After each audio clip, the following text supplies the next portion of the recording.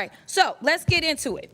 We're living through the most corrupt presidential administration in American history, a $300 million ballroom, a $230 million payout from the Department of Justice because the president got his feelings hurt because he had to be investigated for being a criminal.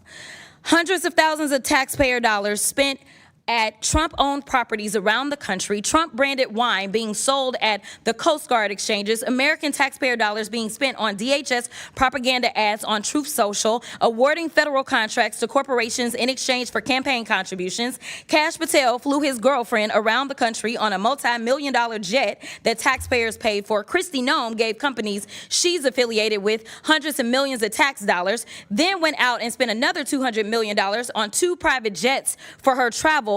For 12 months, this administration has been taking billions of taxpayer dollars from American people and have been giving it away to their own companies in the form of tax cuts, government contracts, or other government-funded subsidies. So Congress has a role in getting rid of fraud, I will admit that, in any federally funded government program. However, I think the fraud that the American people are concerned about is that the Republicans are taking away Americans' health care so that ultra-billionaires can get more tax cuts. The real fraud is the dehumanization and demonization of the working-class Americans and immigrants to distract folks away from corporate socialism that's happening because of the Republicans. So this is truly the definition of throwing away the baby with the bathwater.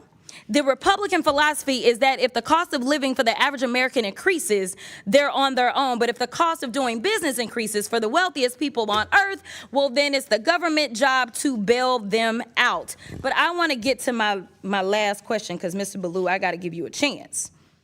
He's been issuing pardons for numerous people who have defrauded the American people. And Republicans on this committee, yeah, just as quiet as the room just got, right?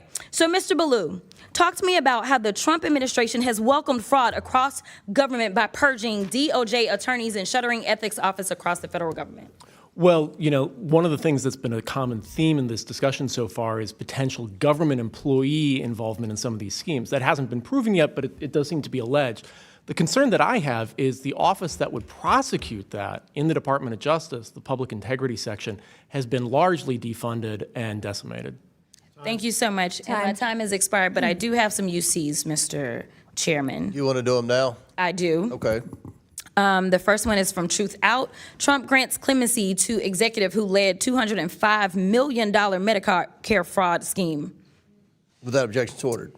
The next one is Trump commutes sentence of Dr. Solomon Melgen, eye doctor, found guilty of Medicare fraud. Without objection, to ordered. The next one, healthcare fraudster Philip Esfermaze is latest Trump clemency recipient to be arrested. He defrauded more than $1 billion from Medicare. Without objection, to ordered.